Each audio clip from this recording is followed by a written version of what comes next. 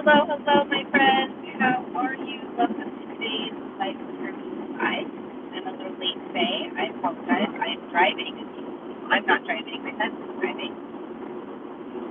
And we're driving from Vegas to San Diego. So I was doing the first batch with the majority, obviously. I figured that.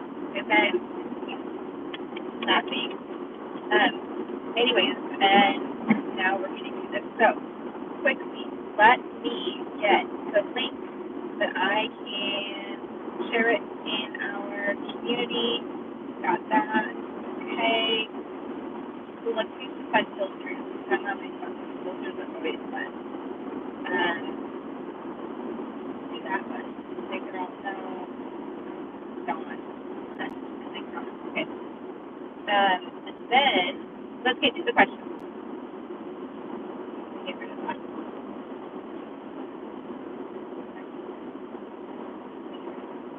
There we go. All right. So, quickly, I am Alexandra Harbushka. I am the founder of Life With Herpes. It is a podcast, it's a blog, it's a YouTube channel, but most importantly, it is an online community for people like you and just like me who are living with herpes. Oh, you're welcome. Glad that you love the videos. Thanks for saying hi. Love the thumbs up. Thank you. Where's everyone from? Also, where you guys are? Yeah. I'm right now in the middle of nowhere. From two spots, Las Vegas and San Diego, but I'm closer to San Diego right now. All right, let me look at my questions. Let me pull them up really quick. And question number 1: how long will an outbreak last? And that's a great question. I get that all the time. I get questions about how long they last, what do they look like, all sorts of things. So how long will they last? It's anywhere from a couple of days to about 2 weeks. It really depends on you. It depends on your body. It depends on how long you've had the virus. If it's your first outbreak, expect it to be about 2 weeks. I don't need to be a downer in that information, but it will be about 2 weeks because your body's in absolute overdrive shock. It's like, your fighter T cells and your immune system is like all man on deck trying to heal everything. So yeah, expect about 2 weeks if it is your first. If it's not your first, it's something that you had for a couple of years, things like that. It really depends on your experience. I've had some that are like 1 day and it's done. I've had some where it's a week. It depends on what I'm doing. It depends on my lifestyle. It depends on how I'm treating my body. But it could go anywhere between 2 days to about 2 weeks. All right, next question is, will it go away without an antiviral? Yes, it will go away. I combine this two questions. Yes, it will go away without an antiviral. Antivirals are new. They've only been around for about the past 30 years. So we've had the herpes virus since the beginning of time, since the first man walked on the planet, man and woman. So, yeah, it will go away on its own. You were diagnosed 1 year ago with you've never had an outbreak. Very depressed. Okay, I'll go back to that.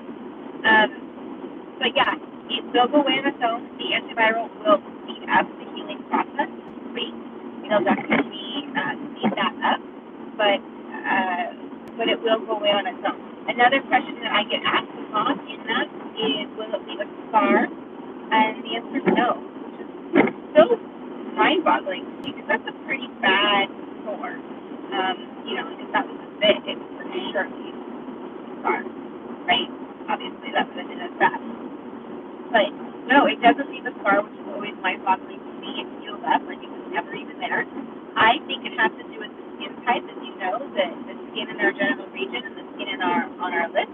It's different types of skin. It has different pigmentation and it's different tissue. So it does not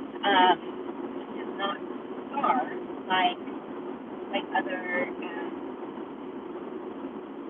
areas of our body. So back to what you were saying, you've never had an outbreak, you're just depressed. Okay, so you've never had an outbreak. That's awesome. That's great. That's like awesome. Like that's zero to be depressed about.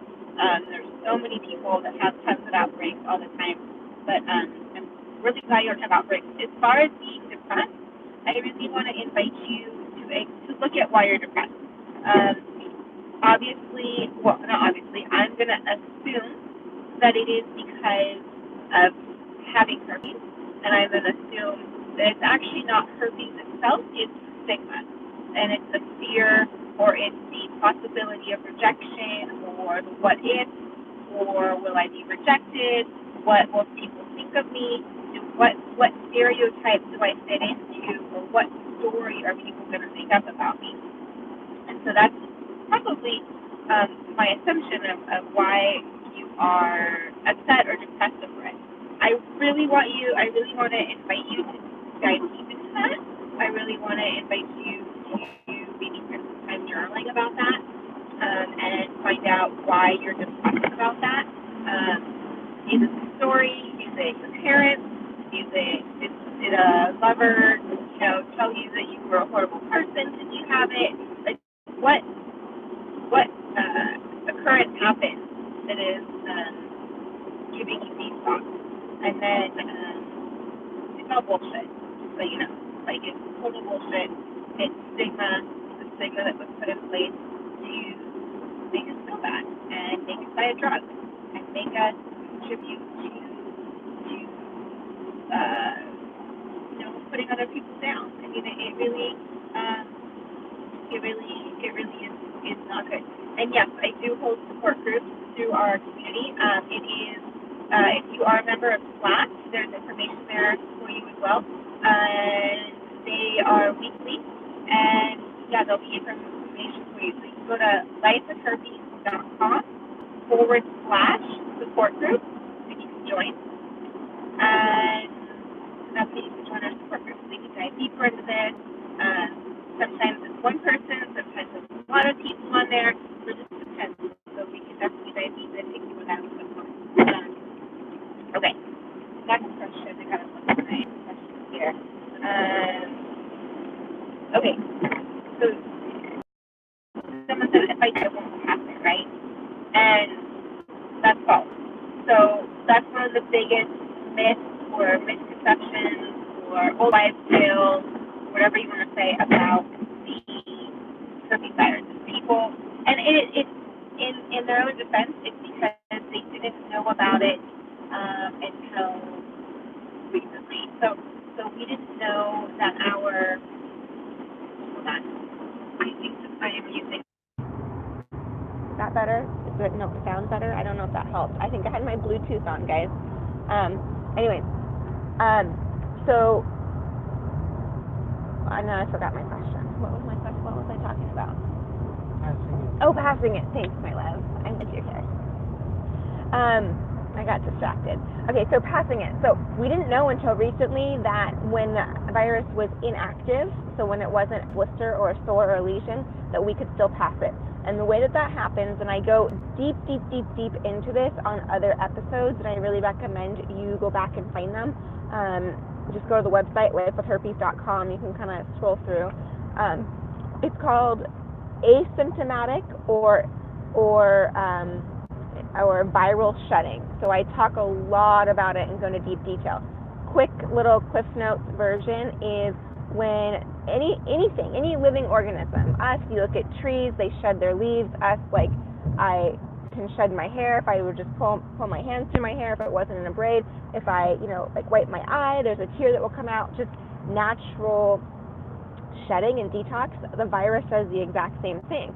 So at some point, the virus is like, oh, I just want to shed. I just want to get rid of whatever my waste is. And what it does is when it does that, the virus actually pops up to the surface of the skin. There's no signs, there's no symptoms. The person with herpes has no clue, can't feel it, has no idea. And when that happens, that's when the virus can be transmitted. So a lot of people are diagnosed with herpes when their partner had no lesion, had no sore, had no idea, and that's why it's through the asymptomatic shedding. Great question. I get that all the time, and I'm really trying to stop that one from being, because people think, oh, if I don't have an outbreak, why do I need to tell anybody? And that's just bullshit. Okay. Should I get arginine and lysine to help with these outbreaks? So as you know, I talk a lot about some over-the-counter supplements that are really helpful when it comes to suppressing the virus and making it a difficult environment for the virus to live and breed and have a nice life in. One of them is lysine. Lysine and arginine are both essential amino acids, meaning that they are essential for our building blocks of our muscles. They're essential that we have them in our body. The difference between lysine and arginine is that arginine is lighter fluid to the herpes virus, and lysine is a fire extinguisher to the herpes virus. So do not get arginine supplements. That's not what you want. You do not want that. Nix that one off your list. You want the lysine. So a lysine-rich diet and lysine-rich environment in your body will make the herpes virus really uncomfortable. It doesn't like it. It's not gonna be a nice home. So you want to make that uncomfortable for it. You can buy them over the counter. I'll link this in the show notes, or not show notes, but the description here. The link of lysine that I take daily. I'll link it for you. It's great, easy, cheap. Take 2, which is 1,000 milligrams, and it's great. Love it. Love it. You love it too, Bill? Yeah. He's not even listening. Oh, he's saying that this one car we just passed was causing all the traffic. You know how you get like one slow car. Okay.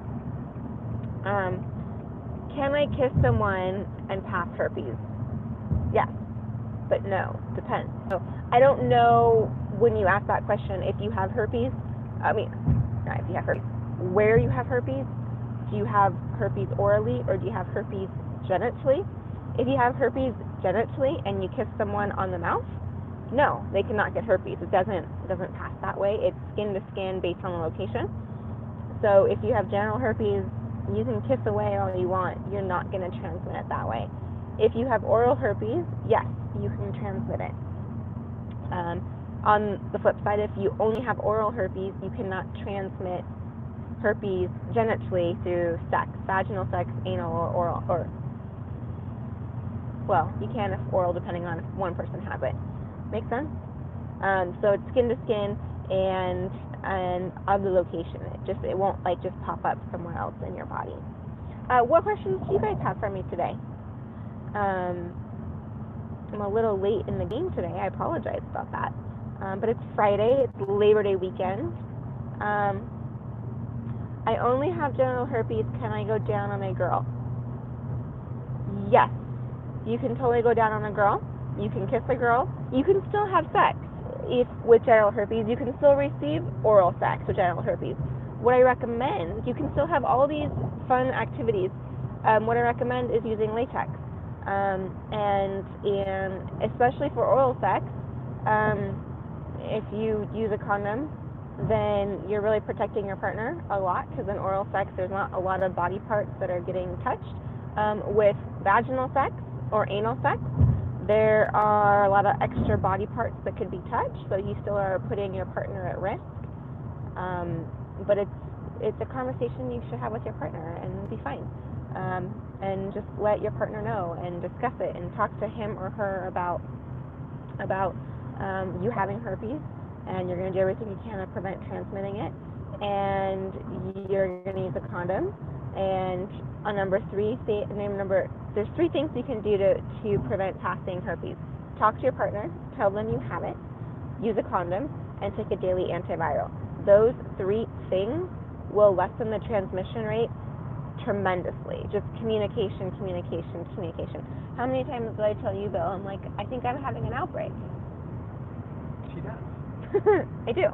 Right. And is it an uncomfortable conversation, only if you make it. Do I want to have that conversation? Not really, but at the same time, I respect my husband's health, and I know that he loves me regardless and doesn't care, and we get creative. So we do other things, or we wait, or whatever it is. All right, any other questions? I kind of blew through my questions super fast today, guys. It's not like me. Normally I'm a long speaker, but I totally blew through them. All right, so I will see you all next week, next Friday, and enjoy your Labor Day. It is going to be it's the end of summer, which is kind of sad, but that's okay. We're going to get into fall and sweaters and OTK boots. You're laughing at me. He's laughing at me, but it's true. Anyways, enjoy. Oh, we have another question. Okay, I've already had the conversation. I made the mistake of projecting all of my doubts about how she could possibly get it. She left me now, and I feel like, oops. So with that question, so I'm going to invite you. Are you a member of our community, and are you a member of Slack? I want you to reach out to me on Slack, and we can touch base. That's a much longer question. That's basically about disclosing to your partner. How do you disclose? When do you disclose? At what point in the relationship should you disclose? All that stuff. What do you say? Couple key points. What I want everyone to remember: once you disclose to your partner, okay, good. Once you disclose to your partner, it's no longer about you and your herpes. It's now about your partner and your partner's concern and your partner's questions and your partner's like, oh, okay, what does that mean? It's no longer about you and how you got it, or how you feel about it, or how it makes you upset, or you never have outbreaks, or you always have outbreaks, or whatever your situation is. It now is about your partner and his or her feelings towards herpes. So that's something I want you to be prepared of. Number 2 is you do not need to disclose to your partner unless you're going to put them at risk of getting it. So you do not need to disclose on date 1. You do not need to disclose on date 10. It just depends on when you're going to expose your partner to potentially contracting genital herpes. So those are my 2 little nuggets of wisdom for disclosing. But yeah, reach out to me on Slack, and then we can figure out a game plan for you. All right, my friends, enjoy your Labor Day weekend. Have a beer, go swimming. I don't know, just enjoy. Happy Friday, and I'll see you all next week. Go to lifewithherpes.com for more information. Join, ask questions. If you're not a member of the Slack group and the online community, go do that too. It's awesome. There's hundreds of people over there. All right, I'll see you all soon. Bye.